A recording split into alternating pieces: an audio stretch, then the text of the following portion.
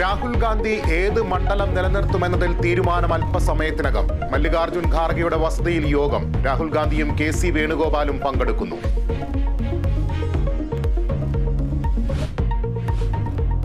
കാസർഗോഡ് സ്ത്രീകളുടെ മോർഫ് ചെയ്ത ചിത്രങ്ങൾ പ്രചരിപ്പിച്ച 3 പേർ പിടിയിൽ. നഗ്ന ചിത്രങ്ങൾ പ്രചരിപ്പിച്ചത് AI സാങ്കേതികവിദ്യ ഉപയോഗിച്ച്. തിരുവനന്തപുരത്ത് സൈബർ ആക്രമണത്തെ തുടർന്ന് സോഷ്യൽ മീഡിയ ഇൻഫ്ലുവൻസർ ജീവനൊടുക്കി. ബംഗാളിൽ ട്രെയിനുകൾ കൂട്ടിയിടിച്ചുണ്ടായ അപകടത്തിൽ മരണം 15ആയി. 60-ലധികം പേർക്ക് പരിക്ക്. അപകടം കാഞ്ചൻജംഗ എക്സ്പ്രസിൽ ചരക്ക് തീവണ്ടി ഇടിച്ചുകയറി. അന്വേഷണം പ്രഖ്യാപിച്ച റെയിൽവേ മന്ത്രാലയം. മരിച്ചവരുടെ കുടുംബങ്ങൾക്ക് കേന്ദ്രം ധനസഹായം പ്രഖ്യാപിച്ചു.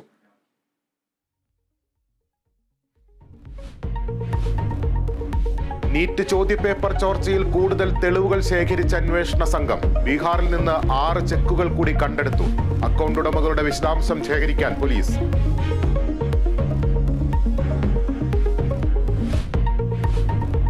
ബിലീവേഴ്സ് ചർച്ചിന് പുതിയ അധ്യക്ഷൻ. ഡോക്ടർ സാമുവൽ മാർ തിയോഫിലസ് പുതിയ എപ്പിസ്കോപ്പ. തെരഞ്ഞെടുപ്പ് കുറ്റപ്പുഴയിൽ നടന്ന സിനഡ് യോഗത്തിൽ.